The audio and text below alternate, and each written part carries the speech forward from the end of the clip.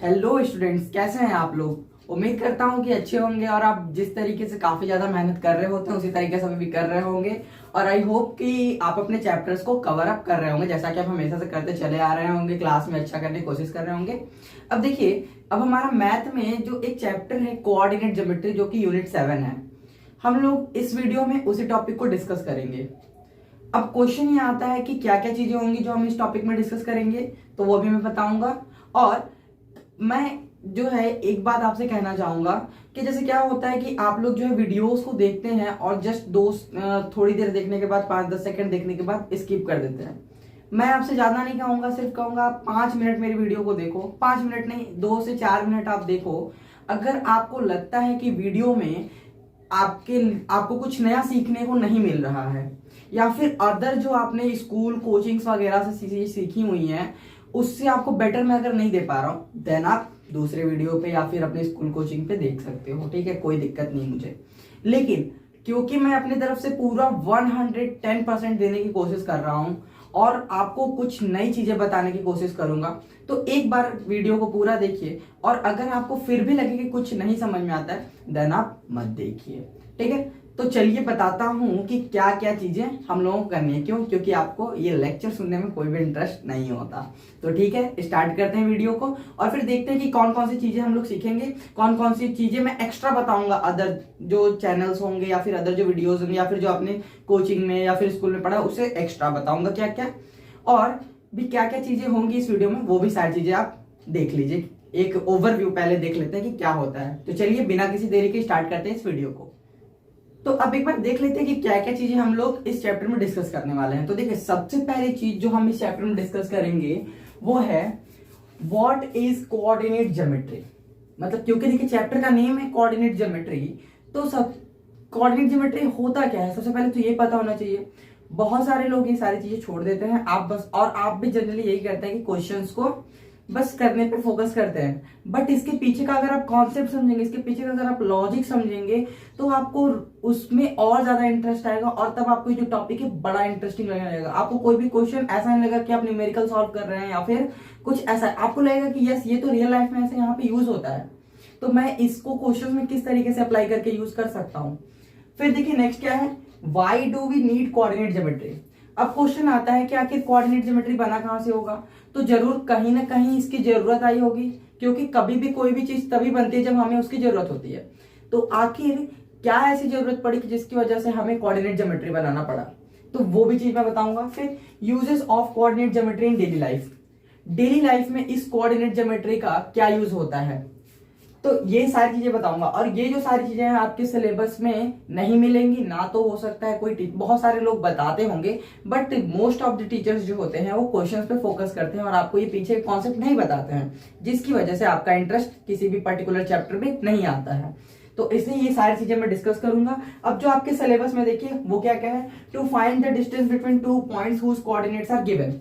तो आपको पता है कि कोऑर्डिनेट्स क्या होते हैं, हर एक पॉइंट के कोऑर्डिनेट्स होते हैं, आपने क्लास 9 में पढ़ के आया हो। अगर आप नहीं पढ़ के आए हैं तो मैं प्रीवियस जो कॉन्सेप्ट्स हैं उनको भी रिवाइज करके तब आगे बढ़ूंगा, तो आपको ये भी एक बेनिफिट मिलने वाला है।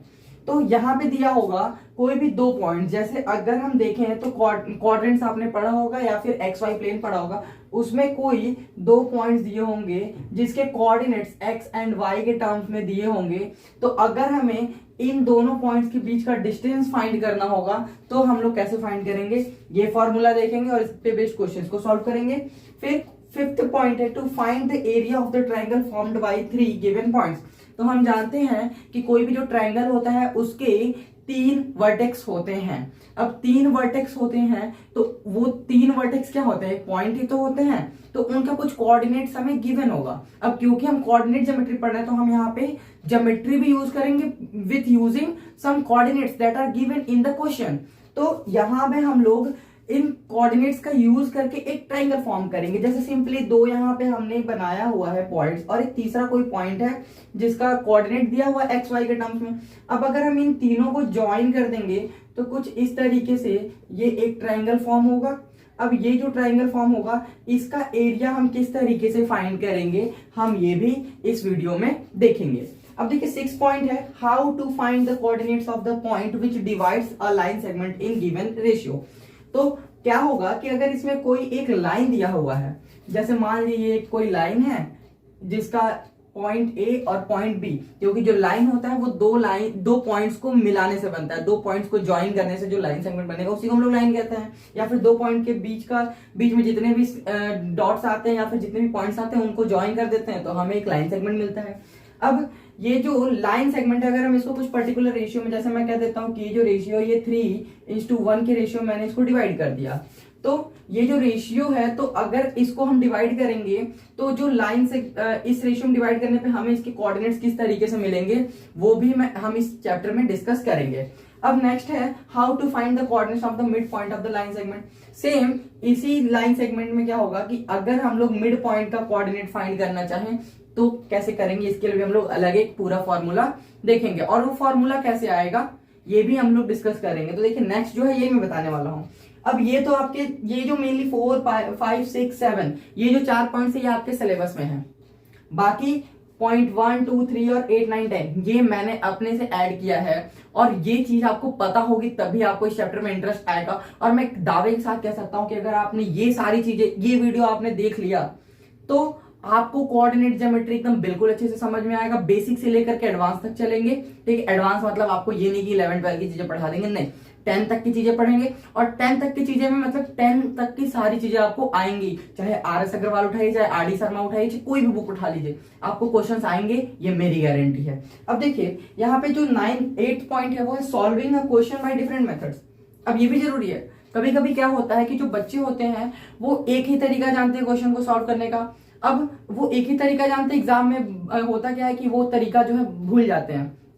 अब वो जब तरीका भूल गए तो फिर और कोई तरीका तो याद नहीं है, तो वो क्वेश्चन वो छोड़ देते हैं या फिर उसी तरीके से गलत सही करके छोड़ देते हैं। तो ऐसा ना हो इसलिए हम हर एक क्वेश्चन के लिए कम से कम 2 से 3 तरीके डिस्कस करेंगे, जिससे कि आपको एक तरीका अगर आप भूल जाते हैं तो दूसरा तरीका आपके पास रहे, ताकि एक नहीं तो दूसरे से आप कर लें उस क्वेश्चन को। और दोनों ही तरीके बिल्कुल सही होंगे और आपके सिलेबस के अकॉर्डिंग होंगे। ऐसा भी नहीं है कि आपको कोई टीचर मार्क्स काट लेगा या फिर आप दूसरे तरीके से करेंगे तो आपको नंबर नहीं मिलेगा। क्योंकि जनरली मैं क्या करता हूँ कि अगर स्टूडेंट्स को ऐसे दूसरे तरीके बताता हूं तो स्टूडेंट के माइंड में सबसे पहला क्वेश्चन ये आता है कि सर क्या टीचर हमें मार्क्स देंगे अगर हम ऐसे करेंगे? तो बिल्कुल देंगे। जब हमारा तरीका सही है, सारी चीजें कॉन्सेप्ट सही है, तो फिर बिल्कुल मार्क्स मिलेगा। तो चलिए देखिए आगे है solving a question by different methods, ये तो हमने डिस्कस कर लिया। अब आगे every formula proof with the concept behind the formula, तो हम हर एक फॉर्मूले का प्रूफ देखेंगे, ये भी आपको कोई नहीं बताता। हर एक फॉर्मूले का प्रूफ देखेंगे और वो जो फॉर्मूला है वो किस कॉन्सेप्ट पे बेस्ड है, उसके पीछे के कॉन्सेप्ट्स को भी हम लोग समझेंगे। नेक्स्ट है real life use of coordinate geometry. तो जैसे जैसे हम क्वेश्चन को सॉल्व करते जाएंगे, उस हर एक क्वेश्चन को जो है कोशिश करूंगा कि रिलेट कर सकूं अपने रियल लाइफ से और आपको वो क्वेश्चन और ज्यादा अच्छे से समझ में आ पाए। तो यहां तक की चीजें आपको ये देख करके तो लग रहा होगा कि हाँ जरूर कुछ आपको एक्स्ट्रा मिलने वाला है, और ऑब्वियस सी बात है कि एक्स्ट्रा मिलने वाला है आपको। अब इतने में अगर आपका इंटरेस्ट आया तो चलिए फिर आगे चलते हैं, क्योंकि बस बोलने से नहीं करके दिखाना है, तो मैं आपको वो करके दिखाऊंगा। आपको वो सारी चीज समझ में आएंगी और आपसे कोई भी कोऑर्डिनेट ज्योमेट्री का कोई भी क्वेश्चन पूछ लेगा तो आप उसके आंसर देंगे ही देंगे। ठीक है, तो चलिए चलते हैं, आगे बढ़ते हैं। और तो अब देखिए जो हमारा सबसे फर्स्ट क्वेश्चन था वो था व्हाट इज कोऑर्डिनेट ज्योमेट्री, क्योंकि हमें चैप्टर के बारे में पहले जान लेना है कि है क्या, तभी हमारा इंटरेस्ट आएगा। तो अब कोऑर्डिनेट ज्योमेट्री होता क्या है? तो अगर हम लोग देखें तो कोऑर्डिनेट का मतलब होता है कि लोकेशन ऑफ गिवन पॉइंट। मतलब अगर हमें कोई भी पॉइंट यहाँ दिया हुआ है तो इसका लोकेशन क्या है।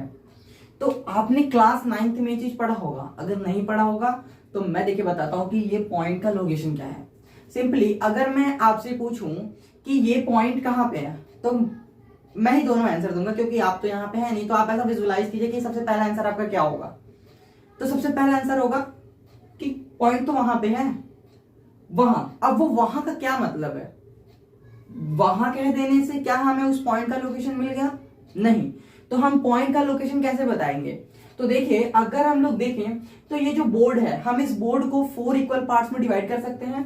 मिडिल से ऐसे कह सकते हैं कि मिडिल से ये जो बोर्ड है ये हाफ पार्ट में ऐसे डिवाइड हो गया, और सेम इसी तरीके से यही जो बोर्ड है ये ऐसे हाफ और डिवाइड हो गया। तो मतलब हमने इसके 4 इक्वल पार्ट्स कर लिए।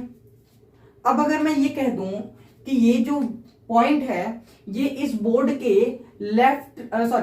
राइट लोअर पार्ट में है, तो थोड़ा सा हमें क्लियर हो रहा है कि ये पॉइंट कहाँ पे है। हमें ना तो लेफ्ट जाना है ना तो ऊपर जाना है, हमें जाना है राइट में और लोअर पार्ट में, मतलब नीचे के साइड में, या फिर लोअर में क्या मैं कह दूं मिडिल में, क्योंकि यहाँ पे मिडिल में हमें देखने को मिल रहा है, तो राइट मिडिल पार्ट में कह सकते हैं। अब थोड़ा सा और इसको और क्लियर हम लोग कैसे कर सकते हैं, इसका कोऑर्डिनेट्स क्या होगा, लोकेशन क्या होगा। अगर मैं कह दूं कि ये जो पॉइंट है ये बता रहा हूं, अगर यहां से 3 मीटर और यहां से इसका जो डिस्टेंस है वो समथिंग 6 मीटर है, तो अब अगर मैं कह दूं कि ये जो मेरा पॉइंट है वो इस बोर्ड के लोअर पॉइंट से 6 मीटर ऊपर है और मोस्ट राइट पॉइंट से 3 मीटर लेफ्ट साइड में है, तो हमें एग्जैक्टली लोकेशन मिल चुका है इस पॉइंट का कि क्या होगा। तो कोऑर्डिनेट्स जो होता है वो यही बताता है। अब देखिए इसको रिलेट करते हैं थोड़ा सा अपने कोऑर्डिनेट ज्योमेट्री से। तो आपने इस कोऑर्डिनेट ज्योमेट्री में क्या पढ़ा हुआ है कि ये जो लाइन जो कि हमारे हॉरिजेंटल होती है इसको हम लोग कहते हैं एक्स एक्सिस, और जो लाइन ये परपेंडिकुलर होती है इसको हम लोग कहते हैं वाई एक्सिस। अब अगर हमें इस पॉइंट का लोकेशन बताना है तो यहाँ पे एक्स एक्सिस पे कुछ हम लोग यूनिट्स लेते हैं, 0 1 2 3 4 5, और इस तरीके से नीचे अगर हम लोग लेंगे तो क्योंकि देखिए जब हम लोग लाइन, आपने नंबर लाइन पढ़ा होगा, नंबर लाइन में राइट में जाते हैं तो पॉजिटिव वैल्यू 0 के और लेफ्ट में जाते हैं तो नेगेटिव वैल्यू, और ऊपर जाने पे पॉजिटिव नीचे आने पे नेगेटिव, तो यहाँ पे -1 -2 -3 -4 -5 इस तरीके से आपने पढ़ा होगा कोऑर्डिनेट ज्योमेट्री क्लास 9th में। अगर नहीं पढ़ा हुआ है तो देख लीजिए, ठीक है, आपको यहाँ से सारी चीजें समझ में आ जाएंगी। अब यहाँ पे अगर मैं इस पॉइंट का लोकेशन बताऊं तो समथिंग मैं कह सकता हूं कि ये जो है, अगर मैं इस पॉइंट 4 को इसके सामने लेता हूं आप अपने कन्वीनियंस के लिए ताकि आपको ज्यादा से समझ में आए, तो अब मैं इस पॉइंट को कह सकता हूं कि ये जो पॉइंट है वो इस वाई एक्सिस, ये वाई एक्सिस से 4 मीटर की दूरी पे है, तो ये 4 हो गया। अब एक्स एक्सिस, ये जो एक्स एक्सिस है इससे 1 मीटर की दूरी पे है, तो ये 4,1 इसका कोऑर्डिनेट हो गया। अब ये कोऑर्डिनेट मिल गया तो इसमें जो फर्स्ट वाला पॉइंट होता है इसी को हम लोग कहते हैं, तो ये हमें कोऑर्डिनेट मिल चुका है। अब इसमें जो सबसे फर्स्ट वाला जिसको हम कहते हैं कि ये जो 4 है ये क्या है, ये वाई एक्सिस से डिस्टेंस है इस पॉइंट का, तो ये होता है एब्सिसा, और एक्स एक्सिस से जो डिस्टेंस होता है पॉइंट का उसको हम लोग कहते हैं ऑर्डिनेट। तो ये भी चीजें मैं अभी आपको आगे बताऊंगा और ज्यादा क्लियर होंगी चीजें, अभी बस एक मोटा मोटा पढ़ रहे हैं कि होता क्या, ताकि आपका इंटरेस्ट है। तो क्या आपको पता चला कि ये कोऑर्डिनेट ज्योमेट्री की क्या जरूरत है हमारी लाइफ में। मतलब कि अगर हमसे कोई कुछ भी पूछता है लोकेशन के बारे में, या फिर फर्दर कोई भी लोकेशन से रिलेटेड चीज होगी, या फिर पॉइंट का लोकेशन क्या है, किसी लाइन की कोई लाइन कहाँ पे आएगी, कोई जो सर्कल है रेक्टेंगल है वो किस तरीके से उसका एरिया फाइंड करते हैं, तो वो सारी चीजें अभी हम इस कोऑर्डिनेट ज्योमेट्री में पढ़ेंगे। तो आई होप कि आपको ये कोऑर्डिनेट का मतलब तो पता चल गया। अभी ज्योमेट्री का मतलब अभी हमें पढ़ना है, ठीक है, भले आप ज्योमेट्री क्लास 6 7 8 में पढ़ते चले आ रहे हो, लेकिन अगर हम देखें तो ज्योमेट्री का मतलब देखिए क्या होता है।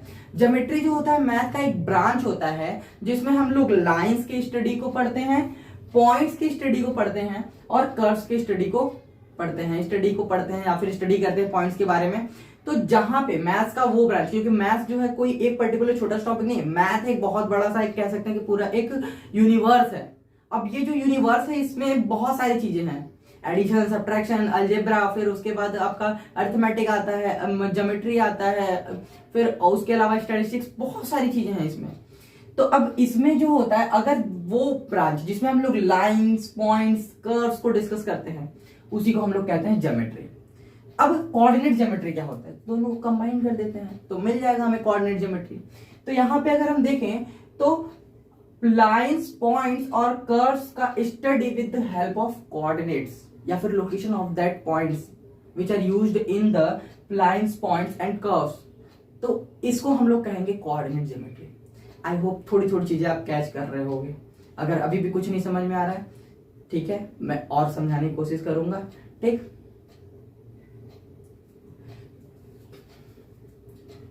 तो आई होप कि आपको थोड़ी बहुत चीजें समझ में आ रही होंगी। और इसी तरीके से आपको जब देखिए ऐसा होता है जनरली कि आपको एक बार में सारी चीजें नहीं समझ में आती, तो अभी इस चीज को जितना आपको समझ में आया उतने पे उसको रहने देना है, थोड़ी बहुत उसको रिवीजन करते रहना है। जब आगे की चीजें आप और पढ़ लोगे तो फिर पीछे वाली चीजों को और आप और अच्छे से रिलेट करके समझ पाओगे कि आखिर ये उस टाइम पे क्या बताया जा रहा था, क्योंकि जनरली यही होता है कि चैप्टर्स में स्टार्टिंग में नहीं समझ में आता क्या हो रहा है, बट जब पूरा चैप्टर खत्म हो जाता है तब हमें समझ में आता है अच्छा ओ दिस इस वाले पॉइंट का मतलब ये था, अभी समझ में आया।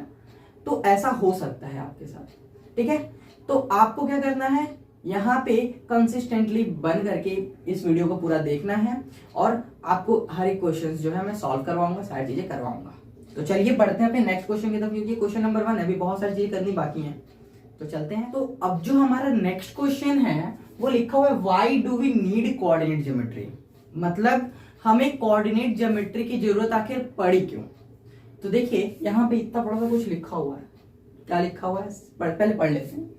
तो coordinate geometry is needed to offer a connection, जो कोऑर्डिनेट ज्योमेट्री है इसकी जरूरत हमें पड़ी एक जो कनेक्शन है वो बनाने के लिए। कनेक्शन किसके बीच में बनाना है, मेरे और आपके बीच में बनाना है, सिंपल सी बात है। नहीं देखिए आगे समझते हैं। तो बिटवीन अलजेब्रा एंड ज्योमेट्री, मेरे और आपके बीच तो कनेक्शन बन चुका है, अलजेब्रा और ज्योमेट्री के बीच में कनेक्शन बनाने के लिए हमें जरूरत पड़ी कोऑर्डिनेट ज्योमेट्री की। अब अलजेब्रा में आप कहेंगे अलजेब्रा इसमें कहां से आ गया, तो देखिए अलजेब्रा में आपने पढ़ा होगा, नाम सुना होगा क्लास 7th में या मे बी शायद 8 में आपने एक चैप्टर पढ़ा था लीनियर इक्वेशन, जैसे 2x + 3y = 4 या फिर 2x - 7y + 4 = 0। कुछ याद आया, याद आया, याद आया? हाँ याद आ गया, हमने तो ये पढ़ा था क्लास 8 में और 7 में भी पढ़ा था। अब पढ़ा था तो इसका यहाँ पे क्या जरूरत है, इसका यहाँ पे बहुत बड़ा जरूरत है, क्योंकि देखिए आप नाम से इसको क्या देख रहे हैं, लीनियर इक्वेशन। लीनियर किससे बना, लाइन से। तो मतलब कि ये जो इक्वेशन है ये एक लाइन को रिप्रेजेंट कर रहा है। कैसे लाइन को रिप्रेजेंट कर रहा है ये भी अभी हम लोग पढ़ेंगे चैप्टर में। तो आपको समझ में आया कि ये किस तरीके से जो कोऑर्डिनेट ज्योमेट्री है इसका जरूरत हमें पड़ा। अलजेब्रा जो है उसको ये रिलेट करता है रियल लाइफ में हमारे कुछ जो फिगर्स होते हैं, कर्व्स होते हैं, पॉइंट्स होते हैं उनसे, और उनके बीच में कनेक्शन डेवलप करता है। तो यहां तक की चीजें क्लियर। अब आगे देखिए क्या है, तो uses of coordinate geometry in daily life. अब डेली लाइफ में कोऑर्डिनेट ज्योमेट्री का क्या यूज है, ये आप सुनेंगे तो बहुत ज्यादा शॉक्ड रह जाएंगे कि अच्छा यहाँ पे भी कोऑर्डिनेट ज्योमेट्री यूज होता था, हमें तो पता ही नहीं था। तो चलिए देखिए, और आपको ये भी देखने को यहाँ पे मिलेगा, बड़ा इंटरेस्टिंग सा फैक्ट है कि जो मैथ है उसका यूज हर जगह पे होता है, हर जगह पे, चाहे आप पढ़े लिखे हो, जानते हो ना जानते हो, हर एक व्यक्ति मैथ को अपने डेली लाइफ में एवरी डे यूज करते हैं हम लोग मैथ्स को। कोई एक ऐसा दिन नहीं है जहां पे हम लोग मैथ्स को यूज नहीं करते हैं, और कोऑर्डिनेट ज्योमेट्री भी डेली यूज करते हैं, डेली, बस हमें पता नहीं होता कहाँ यूज कर रहे हैं। ठीक है, देखिए बताता हूं कैसे। सिंपल एक एग्जांपल लेता हूं, मैंने ये मार्कर यहां पे रख दिया, हाँ, अब ये मार्कर यहां पे मैंने रख दिया, अब मैं ये पूछूं कि ये मार्कर कहाँ है, या फिर आप मुझसे पूछ लीजिए ये मार्कर कहाँ है, तो मैं कह दूंगा कि बोर्ड के टॉप एज पे है। तो यहाँ पे जो बोर्ड का टॉप एज मैं बता रहा हूं, ये टॉप एज क्या बता रहा है, इस मार्कर के लोकेशन को, और यही तो लोकेशन होता है कोऑर्डिनेट ज्योमेट्री। तो देखा, अक्सर हम लोग पूछते हैं बैग कहाँ है, कॉपी कहाँ है, मम्मी से, मम्मी मेरा पेन कहाँ है, मेरे कपड़े कहाँ है, मेरा टाई कहाँ है, मेरा बेल्ट कहाँ है। तो ये सारी चीजें कोऑर्डिनेट ज्योमेट्री की ही तो हैं, तो आप इसको डेली यूज करते हैं, कुछ भी बिल्कुल इससे डरना नहीं है। तो चलिए भाई मार्कर ले लेते हैं, मार्कर की जरूरत पड़ेगी। तो देखिए आगे है सबसे पहला uses of coordinate geometry in daily life. अब डेली लाइफ में कोऑर्डिनेट ज्योमेट्री का क्या यूज है, सबसे पहले locating points in a plane. अभी हमने देखा किस तरीके से हम किसी भी प्लेन में पॉइंट्स को लोकेट करते हैं। एक बार फिर से थोड़ा सा देख लेते हैं कि आखिर कैसे लोकेट करते हैं। उस टाइम पे हो सकता है बहुत सारे लोगों को समझ में नहीं आया हो, एक चीज को दोबारा रिपीट करेंगे तो हो सकता है कि समझ में आ जाए। तो देखिए जैसे सिंपली मैं एक छोटा सा बोर्ड ऐसे लेकर के बताता हूं,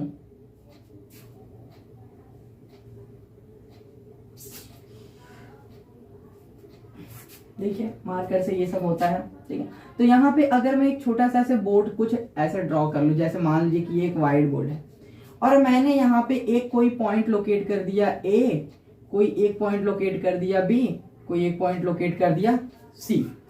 अब अगर मैं किसी से पूछूं कि ये पॉइंट ए का लोकेशन क्या है, तो कुछ तो ऐसे कह देंगे ए यहाँ है, बी यहाँ है, सी यहाँ है। तो भैया यहाँ कहने से काम नहीं होता। यहाँ का मतलब क्या, यहाँ तो यहाँ भी होता है, यहाँ तो यहाँ भी होता है, तो इसका क्या मतलब, यहाँ नहीं, उसका लोकेशन क्या है हमें ये बताना है। अब देखिए कोऑर्डिनेट ज्योमेट्री की जरूरत यहाँ पे भी पड़ी थी हमें। कैसे, अब अगर मुझे ये बताना है तो इसके लिए मैं इसको कुछ सेगमेंट्स में डिवाइड कर लेता हूँ। इस पूरे बोर्ड को कुछ ऐसे सेगमेंट्स में डिवाइड कर लेते हैं। मान लीजिए बहुत ज्यादा नहीं, हमने जो है इसको first segment, second, third, fourth, इस तरीके से हमने इसके 4 पार्ट्स कर लिए। अब ये तो वर्टिकली 4 पार्ट्स हो गए, हॉरिजॉन्टली भी कर लेते हैं। तो अगर हम लोग यहाँ पे हॉरिजॉन्टली ऐसे करें तो समथिंग इस तरीके से हम 3 पार्ट ही करते हैं। अब अगर मैं कह दूं कि जो पॉइंट ए है वो फर्स्ट वर्टिकल कॉलम और फर्स्ट जो वर्टिकल कॉलम है और जो फर्स्ट जो हॉरिजॉन्टल कॉलम है उसके इंटरसेक्शन वाले प्लेन में मिल रहा है, तो क्या मैं थोड़ा सा अपने पॉइंट के करीब पहुंच पा रहा हूँ? बिल्कुल पहुंच पा रहा हूँ, क्योंकि अभी तक मैं बोला था यहाँ का मतलब पूरा बोर्ड था ये, बट अभी कहाँ पे हूं मैं? अभी जो है मैं यहाँ पे आ चुका हूं, बस इतने में। तो हम अपने पॉइंट के बिल्कुल पास है। अब इसी को मैं और एग्जैक्टली कह दूं तो मैं कह दूंगा कि ये जो है ये टॉप से कुछ 1 मीटर की दूरी पे और लेफ्ट साइड से कुछ 1 मीटर की दूरी पे है। तो इस तरीके से इसका एग्जैक्ट लोकेशन पता चल गया। सेम इसी तरीके से बी और सेम इसी तरीके से सी के लिए भी कर लेंगे। ठीक है, कि ये जो सी है ये टॉप से 4 मीटर नीचे है और लेफ्ट से 6 मीटर राइट साइड में है, या राइट से 7 मीटर लेफ्ट साइड में है। तो बहुत सारे तरीके, नीचे से भी आप कर सकते हैं, ऊपर से भी कर सकते हैं। तो इस तरीके से हम किसी भी पॉइंट्स का लोकेशन बताते हैं। तो आई होप ये पहला वाला जो पॉइंट है, locating points in a plane, किसी एक प्लेन में किस तरीके से पॉइंट्स को लोकेट करते हैं, यहाँ पे हम लोग यूज करते हैं कोऑर्डिनेट ज्योमेट्री का।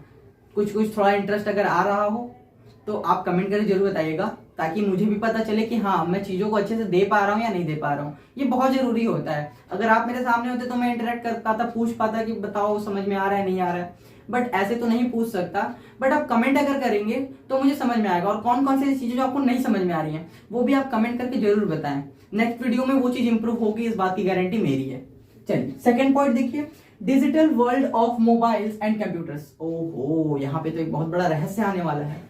क्या हम लोग इसका use digital world of mobile and computers में भी करते हैं? आप मोबाइल्स यूज करते हैं, कंप्यूटर्स भी यूज करते हैं।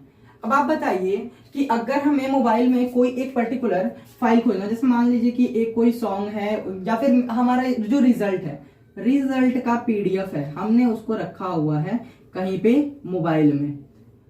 अब अगर हमें उसे खोजना है तो हम कैसे करेंगे? तो हम सबसे पहले कहाँ पे जाते हैं? हम सबसे पहले जाएंगे फाइल मैनेजर में। फिर फाइल मैनेजर में जो है कोई भी हो सकता है कि आपने फोल्डर बना करके रखा होगा, उस फोल्डर के अंदर कोई और एक और फोल्डर होगा, उस फोल्डर के अंदर भी हो सकता है कोई फोल्डर हो। तो ऐसे बहुत सारे फोल्डर्स के अंदर चलते चले जाएंगे और तब जा करके ये हमें रिजल्ट पीडीएफ मिलेगा। तो आखिर ये जो हम लिखते हैं ऐसे, फाइल मैनेजर में हम गए, फाइल मैनेजर से गए फोल्डर 1 में, फिर फोल्डर 1 से गए फोल्डर 2 में, फिर फोल्डर 1 से गए फोल्डर उसमें ढेर सारे फोल्डर्स थे, F1 F2 यहाँ पे कुछ और लेते हैं, F1 F2 तो हो चुका है, तो ये F3 F4 F5, इसमें ढेर सारे फोल्डर्स थे। तो आपने जो फोल्डर 5 में रखा हुआ था ये अपना पीडीएफ, तो आपको यहाँ पे मिल गया। अब आखिर ये जो इतना ये डायग्राम बना, ये है क्या? ये कह सकते हैं कि जो डिजिटल वर्ल्ड है उसके अकॉर्डिंग हमारा कोऑर्डिनेट है इस पीडीएफ फाइल का।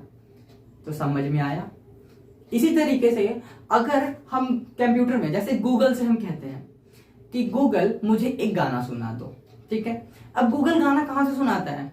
आप उस गाने का नाम बताएंगे, वो उस गाने के नेम से उसको सर्च करेगा। अब सर्च करेगा तो कहीं ना कहीं, जैसे हमारे घर में चीजें रखी होती है, हमें खोजना होता है, तो हमें पता होना चाहिए कि वो चीज है कहां पे, तो पूरा घर हम इधर उधर कर देंगे, पूरा घर में तहलका मचा देंगे। तो इसी तरीके से वो जो गूगल है वो भी यही करता है, वो हर एक फाइल की लोकेशन अपने पास रखा था। अब हमारे साथ क्या होता है कि हमारे माइंड से चीजें इधर उधर हो जाती है, भूल जाते हैं, बट गूगल जो है वो एक टेक्निकल चीज है, तो वहां पे चांसेस बिल्कुल ना के बराबर है भूलने का। हाँ, हैंग वगैरह वो सब कुछ अलग प्रॉब्लम है, वो हमें नहीं डिस्कस करना। तो इस तरीके से गूगल जो है वो वर्क करता है और इस तरीके से आपको कोई भी फाइल अपने मोबाइल में या कंप्यूटर में या फिर कहीं पे भी आप खोज पाते हैं डिजिटल वर्ल्ड में। तो समझ में आया आपको digital world of mobiles and computers? कुछ नई चीजें आपको देखने को मिल रही है, समझने को मिल रही है, ठीक है। आगे देखिए third, describing position of an object. जैसे यहाँ पे मैंने एक पॉइंट लिया था, वैसे एक ऑब्जेक्ट का जो अगर हमें पोजीशन बताना होता है तो हम इसी तरीके बताएंगे। एग्जांपल भी लिया था मैंने, मार्कर को ऐसे ऊपर रख के इसका पोजीशन कैसे बताते हैं। तो ये तो थर्ड पॉइंट हमने पहले ही डिस्कस कर लिया। तो बहुत सारी चीजें आपको ऐसी होंगी जो मैं ऐसे बातों बातों में बता दूंगा, आपको पता भी नहीं चलेगा। अब देखिए नेक्स्ट है फोर्थ, लोकेशन ऑफ एरोप्लेन्स और अदर एरियल ट्रांसपोर्ट्स। ओ, अब एक और नया रहस्य, किस तरीके से जो एरोप्लेन्स होते हैं, जैसे जनरली हमें क्या है, अगर हमें यहाँ से मान लीजिए आपको यहाँ से दिल्ली से मुंबई जाना है तो आप जानते हैं कि रोडवेज है, रोडवेज में जो है रोड बने होंगे, उससे हमें एक लोकेशन पता होगा, हम उससे चलते चले जाएंगे। लेकिन अब जो प्लेन्स उड़ते हैं उनके लिए तो कोई ऐसा रोड बना नहीं होता जिसपे वो चलते जाएंगे तो पहुंच जाएंगे दिल्ली, मुंबई, लंदन वगैरह वगैरह। तो वो क्या करते हैं, वो यूज करते हैं इन कोऑर्डिनेट्स का। जैसे आपने सुना होगा मूवीज में, जब कोई एक प्लेन का जो पायलट होता है वो बताता है कि मेरा जो कोऑर्डिनेट है 260 डिग्री नॉर्थ, 120 डिग्री ईस्ट, इस तरीके से कोऑर्डिनेट्स बताते हैं। तो वो कोऑर्डिनेट्स होते क्या हैं, अगर हम देखें तो हमारा जो वर्ल्ड है वो चार तरफ से क्या है, east, west, north, south, 4 directions हैं। तो इन चारों डायरेक्शन के अकॉर्डिंग जो है वो अपना कोऑर्डिनेट्स बताते रहते हैं। अब ये आपको समझ में आ गया, ठीक है। अब अगर हम लोग देखें तो देखिए इसी से कुछ रिलेटेड थोड़ा सा ये भी है, मैप प्रोजेक्शन। ये भी बहुत नया है, आपको कुछ नया देखने को मिलेगा। अगर आप कभी अपना गूगल मैप या फिर एप्पल, क्योंकि जनरली यही दो चीजें यूज करते होंगे आप, या तो गूगल एंड्रॉयड या तो फिर एप्पल। एप्पल के तो वैसे भी लोग बहुत दीवाने हैं, तो बट आपको नहीं बनना, आपको जो है समझना है कि आखिर ये जो कोऑर्डिनेट ज्योमेट्री इसका यूज यहाँ पे कैसे हो रहा है। तो कोऑर्डिनेट ज्योमेट्री का यूज हम लोग जब गूगल मैप खोलते हैं या एप्पल मैप खोलते हैं तो वहां पे खोलने से पहले हमें कुछ मैथ्स के लाइंस दिखने लगते हैं। अब वो जो मैथ्स के लाइन होते हैं वो आपको कुछ अपने ग्राफ के पेपर जैसा कुछ नहीं दिखता, बिल्कुल दिखता है। ग्राफ का पेपर भी तो बिल्कुल वैसा ही दिखता है मैथ के लाइन जैसा। कभी कभी हमारे पास ग्राफ नहीं होता है तो हम मैथ की कॉपी पे भी सॉल्व कर लेते हैं या फिर वैसे बॉक्सेस बना करके सॉल्व करते हैं। जैसे यहाँ पे भी मैंने मैथ के जैसे बॉक्सेस बना करके ही दिखाया आपको। तो वो जो गूगल मैप होता है और जो एप्पल मैप होता है वो भी इन्हीं कोऑर्डिनेट ज्योमेट्री के सिस्टम से चलता है। अब उसके भी हर एक पॉइंट का कोऑर्डिनेट्स होता है। अब जैसे हमारे में क्या है कि हम जो है डेसिमल्स यूज करते हैं, तो बस गूगल और जो एप्पल मैप होते हैं वो डेसिमल ना यूज करके वो डिग्री और मिनट्स वगैरह, डिग्री, मिनट, सेकंड यूज करते हैं, जो कि आप ट्रिग्नोमेट्री चैप्टर में पढ़ेंगे। किसी भी एंगल को डिग्री में, रेडियन में, मिनट्स में, ये सारे सेकंड्स में कन्वर्ट करना। तो इस तरीके से जो गूगल और एप्पल मैप होते हैं वो मैप प्रोजेक्शन में इस कोऑर्डिनेट ज्योमेट्री का यूज करते होंगे। तो आई होप कि अब आपका इंटरेस्ट थोड़ा सा बढ़ चुका होगा। अब चलते हैं, देखिए क्वेश्चंस को सॉल्व करेंगे, क्योंकि जहां तक मुझे लगता है कि जो कुछ एक्स्ट्रा चीजें, चैप्टर का इंट्रोडक्शन काफी अच्छे से आपको हो चुका होगा। आप अब से अब अगर कोई पूछ देगा कोऑर्डिनेट ज्योमेट्री का क्या यूज है, आप तमाम ढेर सारे यूज बता देंगे उस कोऑर्डिनेट ज्योमेट्री के। तो अब आगे बढ़ते हैं, ठीक है। और अगर आपको फर्दर किसी टॉपिक में कोई डाउट रह गया अभी भी, आप उस पॉइंट को पिन करके, या फिर आप पिन नहीं भी करेंगे, आप डायरेक्ट अपना क्वेश्चन लिख देंगे तो भी मैं आंसर दूंगा, ठीक है। आप जो है टेलीग्राम चैनल को ज्वाइन कर सकते हैं। मैं वैसा, मेरा कोई टेलीग्राम चैनल पे ज्वाइन करने से मेरा कुछ नहीं होने वाला। टेलीग्राम चैनल पे ज्वाइन करेंगे तो मैं आपको मैसेज जो है वो सेंड कर पाऊंगा, क्योंकि यूट्यूब के चैट बॉक्स में इतने सारे मैसेजेस लिखना या फिर कभी कभी नोटिफिकेशन लेट में मिलती है तो वो कभी कभी रिप्लाई में भी लेट हो जाता है। तो ऐसा नहीं होगा, इसलिए बस मैं बोल रहा हूँ आपके कन्वीनियंस के लिए। अदरवाइज आप जहाँ चाहे वहाँ पे आप मुझसे पूछ सकते हैं। मैं FB पे भी हूँ, इंस्टा पे भी हूँ, टेलीग्राम पे भी हूँ, यूट्यूब पे तो हूँ ही। तो चलिए आगे बढ़ते हैं अपने नेक्स्ट टॉपिक की तरफ। तो अब जो हमारा नेक्स्ट टॉपिक है, देखिए वो है एब्सिसा और ऑर्डिनेट। क्या होता है ये एब्सिसा और ऑर्डिनेट? तो सबसे पहली चीज़ कि अब एब्सिसा और ऑर्डिनेट होता है, सिंपली अगर हमें कोई भी एक पॉइंट को रिप्रेजेंट करना होता है तो हम उसको कुछ इस तरीके से लिखते हैं कि ये कोई पॉइंट है और इसका जो कोऑर्डिनेट होता है वो x, y के फॉर्म में लिखते हैं। तो ये जो x होता है इसको हम लोग कहते हैं एब्सिसा,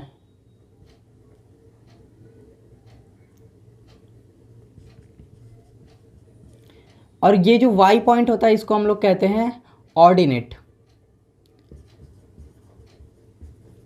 अब ये होता क्या है, तो अगर हम यहाँ पे एक कोई ऐसे प्लेन बना लेते हैं एक्स वाई, इस तरीके से आपने ग्राफ में ये कुछ इस तरीके से आप पढ़ते हैं। तो अगर इस तरीके से आप बना लिए एक्स डैश और ये वाई डैश, ठीक है। तो अगर आप देखें तो ये जो एक्स वाई पॉइंट है कहाँ पे लाई करेगा, तो ये एक्स वाला जो पॉइंट होगा, क्या लिखा हुआ है formula, the distance of a point from the Y axis. इस वाई एक्सिस से इस पॉइंट का जो डिस्टेंस है वो एक्स यूनिट है, और ये जो ऑर्डिनेट है ये एक्स एक्सिस से डिस्टेंस बताता है, तो इस एक्स एक्सिस से जो इसका डिस्टेंस है वो वाई यूनिट्स है, तो इस वजह से इस पॉइंट का जो कोऑर्डिनेट है वो एक्स वाई होगा। और सेम इसी तरीके से अगर हमें एक्स एक्सिस पे कोई भी, अगर जैसे ये क्या होगा कि ये पॉइंट इस एक्स एक्सिस पे आ जाए तो इसका कोऑर्डिनेट क्या होगा, तो देखिए वाई एक्सिस से इसका जो वाई एक्सिस से इसका डिस्टेंस क्या है, ये इस वाई एक्सिस से इसका डिस्टेंस वाई होगा, ठीक, और सॉरी वाई एक्सिस से जो इसका डिस्टेंस होगा वो x होगा, तो ये x होगा, ठीक। और x एक्सिस से इसका डिस्टेंस क्योंकि 0 है तो इसलिए x, 0 इसका कोऑर्डिनेट होगा। सेम इसी तरीके से y एक्सिस के किसी भी पॉइंट का जो कोऑर्डिनेट होता है वो 0, y फॉर्म में होता है। तो आई होप कि इतनी चीज़ें क्लियर हो गई, ये क्लास 9 की चीज़ें आप समझ करके आए हुए हैं। अब देखिए, अब आगे बढ़ते हैं। जो नेक्स्ट फार्मूला है वो डिस्टेंस फार्मूला, जो कि आपके सिलेबस का है, तो इस पर थोड़ा आपको फोकस ज़्यादा करना है। अब सबसे पहली चीज़ का डिस्टेंस फार्मूला होता क्या है, तो अगर क्या मैं इसको इरेज कर दूं, बिल्कुल, क्योंकि आप अगर इसको नोट कर चुके हो तो मैं इरेज कर देता हूं, क्योंकि ये समझने के लिए हमें थोड़ा सा इस ग्राफ में जाना पड़ेगा। तो देखिए, बस बहुत ज़्यादा नहीं, सिंपल ऐसे इरेज कर देते हैं।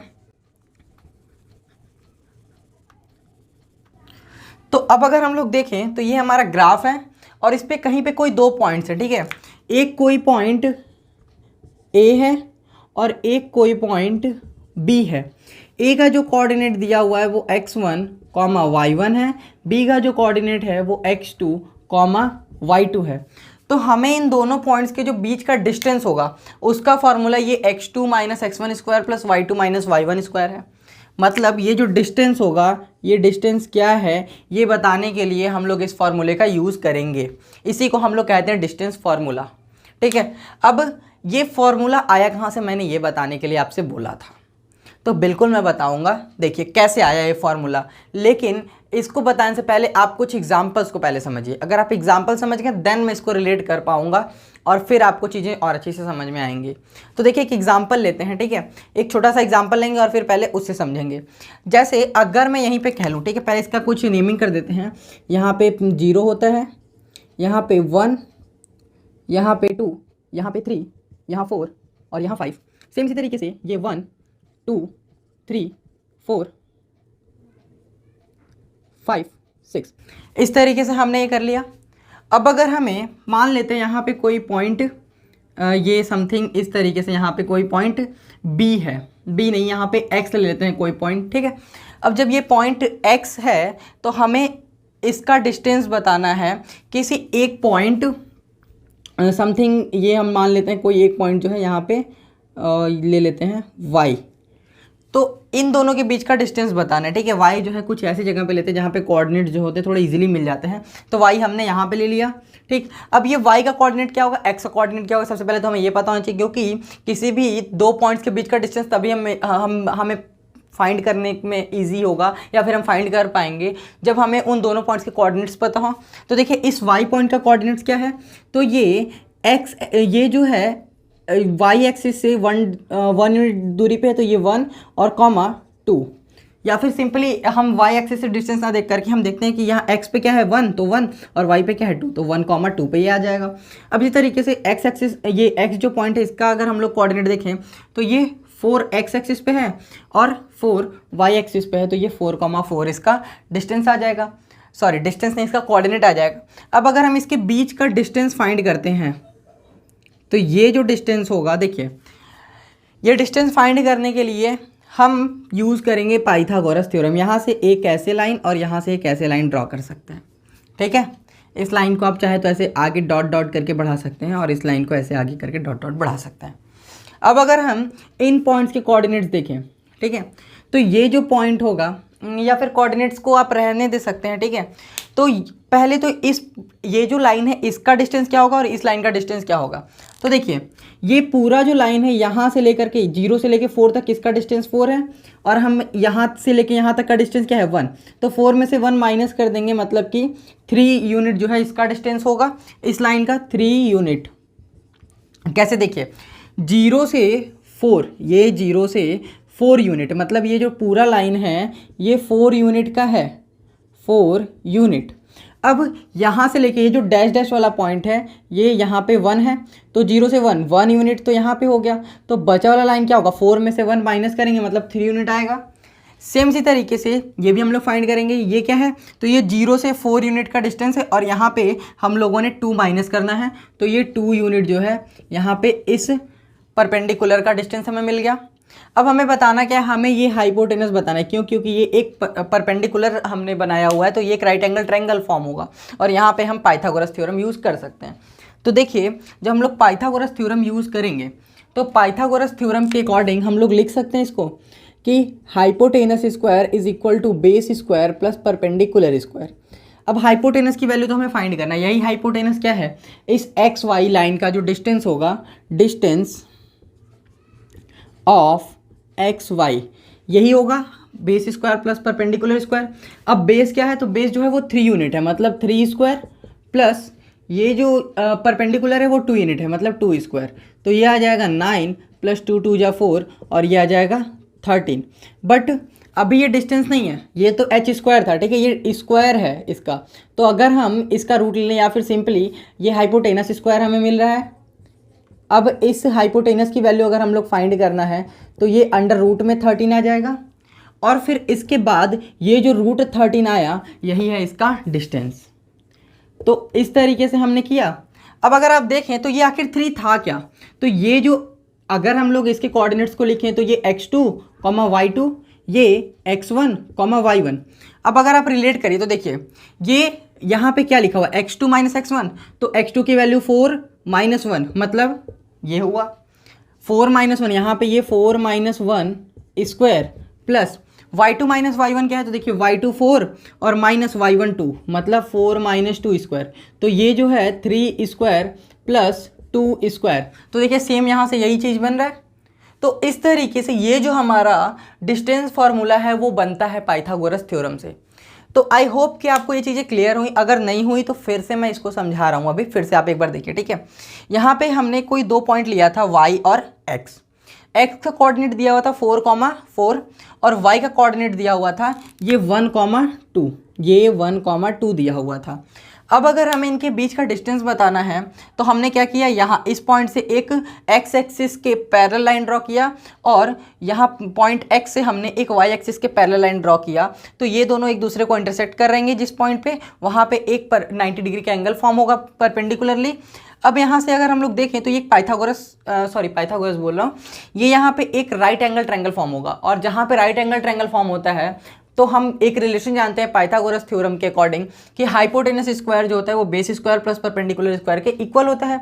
तो यहाँ से अगर हम देखें तो ये बेस क्या है और परपेंडिकुलर क्या है, इसका लेंथ हमें पता होना चाहिए। अब इसका लेंथ होगा क्या, तो इसका लेंथ जो है हम देखें तो ये 0 से लेके 4 यूनिट, ये पूरा ये वाला लेंथ है 0 से लेके 4 यूनिट। अब हमें चाहिए क्या, ये तो इस पूरे लेंथ में से ये वाला लेंथ माइनस कर देंगे तो बचा वाला लेंथ ये होगा। पूरा लेंथ 4 यूनिट था, यहाँ से यहाँ तक का लेंथ 1 यूनिट, तो 4 में से 1 माइनस कर दिए तो 3 यूनिट।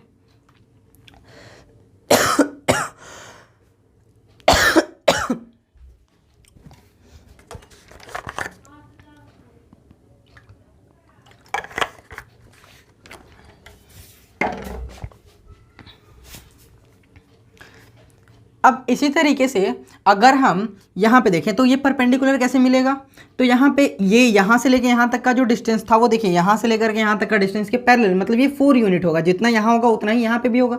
अब 4 यूनिट ये हो गया, तो हमें चाहिए कि हमें तो सिर्फ इतना ही चाहिए ना, ये पूरा 4 यूनिट है, हमें बस इतना चाहिए, तो मतलब इतना वाला माइनस करना पड़ेगा। ये इतना क्या होगा, तो ये 2 यूनिट होगा, तो इस 4 में से 2 माइनस किए तो 2 यूनिट आ गया। तो यही सेम देखिए हमें 3 यूनिट मिला, ये 2 यूनिट मिला। अब जो है हम हाइपोटेनस फाइंड कर सकते हैं पाइथागोरस थ्योरम से। तो यहाँ पे देखिए बेस हमें पता था 3 यूनिट, परपेंडिकुलर पता हो गया 2 यूनिट, और हाइपोटेनस हमें फाइंड करना है क्योंकि वही है डिस्टेंस। अब वो फाइंड करने के लिए हमने क्या किया, बेस की वैल्यू 3 मतलब 3 स्क्वायर, परपेंडिकुलर की वैल्यू 2 तो मतलब 2 स्क्वायर, 3 स्क्वायर की वैल्यू 9, 2 स्क्वायर की वैल्यू 4, तो यहाँ से 9 + 4 13 आ गया। अब क्योंकि ये एच स्क्वायर है, हमें एच की वैल्यू चाहिए, तो हम यहाँ पे इसका स्क्वायर रूट लेंगे तो ये √13 आ जाएगा। यही जो √13 होगा ये इस एक्स वाई लाइन का डिस्टेंस होगा। तो आई होप कि अभी आपको क्लियर हो गया होगा। अब देखिए इसको रिलेट करते हैं इस फॉर्मूले से। अब देखिए अब आप देखेंगे तो आपको ये चीज़ बहुत अच्छे समझ में आएगी एक फॉर्मूला क्या कह रहा है। देखिए इसकी ज़रूरत अभी नहीं है तो अब हम लोग इसको इरेज कर लेंगे। तो ये कुछ इस तरीके से, ठीक है। अब यहाँ पे भी हम लोग सिंपली यही करेंगे कि एक ट्राइंगल बनाएंगे, राइट एंगल ट्राइंगल। तो देखिए ये जो है कुछ पॉइंट एक्स होगा, यहाँ से ऐसे हम लोग अगर ये ड्रॉ करें तो ये कुछ इस तरीके से आगे ऐसे आएगा, ठीक है। अब ये जब इस तरीके से आगे आएगा तो ये एक राइट एंगल ट्राइंगल फॉर्म हो गया हमारा, ठीक। अब इसका ये साइड क्या होगा, तो देखें अगर हम इस साइड का लेंथ, तो देखिए ये पूरा साइड यहाँ से लेकर के कहाँ तक जा रहा है। पहले ये तो वाई एक्सिस पे हम आ गए, ठीक है। हम पहले एक्स एक्सिस वाला करते हैं क्योंकि हमारा सबसे पहला जो दिया होता है वो एक्स एक्सिस के लिए होता है। तो देखिए ये जो पूरा साइड है इसका लेंथ यहाँ से देखिए इसको कुछ इस तरीके से आप देख सकते हैं कि यहाँ से लेकर के यहाँ तक का लेंथ जो है वो एक्स यूनिट है, ठीक है। एक्स नहीं, यहाँ पे x2 यूनिट है, ठीक। और यहाँ से लेकर के यहाँ तक ये जो डिस्टेंस है इसके अगर आप पैरेलल ऐसे लाइन ड्रॉ करेंगे तो ये जो यहाँ से लेकर के यहाँ तक का जो डिस्टेंस है वो x1 यूनिट है।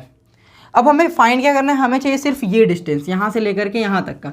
तो इस पूरे में से अगर ये वाला लेंथ निकाल देंगे तो हमें ये लेंथ मिल जाएगा। तो ये लेंथ फाइनली होगा क्या, तो ये वाला जो लेंथ होगा वो x2 - x1 यूनिट होगा। इतनी चीज़ें क्लियर हैं। तो ये x2 - x1 यूनिट, हमें ये पता चल गया कि x2 - x1 यूनिट इसका लेंथ है।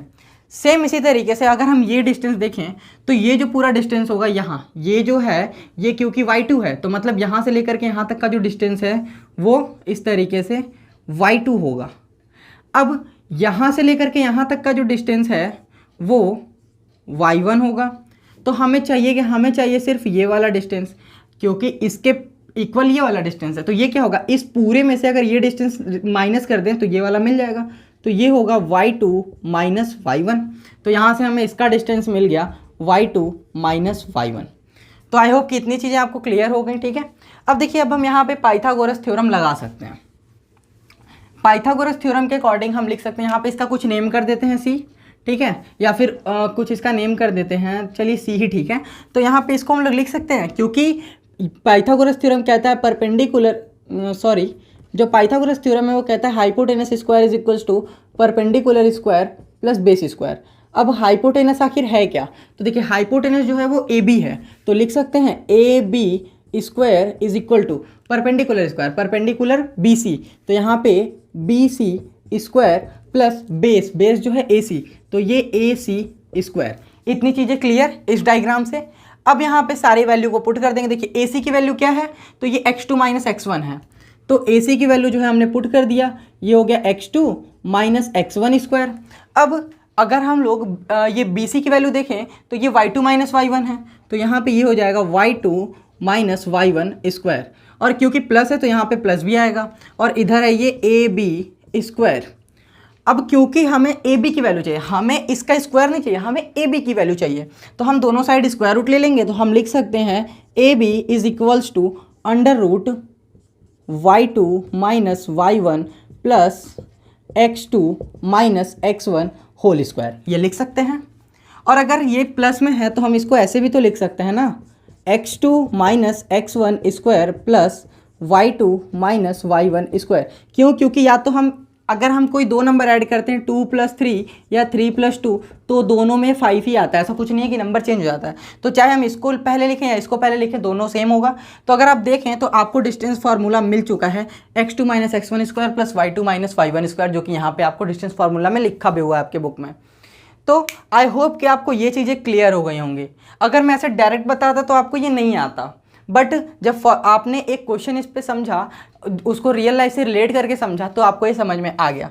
तो ये जो फॉर्मूले आप पढ़ते हैं वो कुछ होता नहीं है, वो एक जनरल फॉर्म होता है क्यों? क्योंकि अब हम हर जगह पे ऐसा पाइथागोरस थ्योरम तो लगा के करेंगे नहीं, हमें एक जनरल फॉर्म मिल गया, 2 पॉइंट दिए होंगे, हम उन पॉइंट्स की वैल्यू को पुट करेंगे और हमें डायरेक्टली उस जो 2 पॉइंट से मिलने वाली जो मिल के जो बनेगी लाइन, उसका डिस्टेंस हमें मिल जाएगा। तो आई होप कि आपको इतनी चीज़ें समझ में आ गई होंगी। अगर कोई चीज़ नहीं समझ में आती है आप कमेंट करके मुझे बताइएगा, ठीक है। तो चलिए चलते हैं, अब इस पर बेस्ड कुछ क्वेश्चंस को समझ लेते हैं, क्योंकि फॉर्मूलेस डिराइव करने से कुछ नहीं होने वाला जब तक क्वेश्चन ना सॉल्व किया जाए।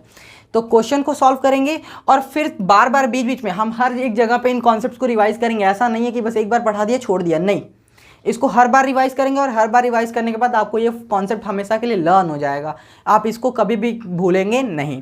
तो इस तरीके से हम चीज़ों को पढ़ेंगे।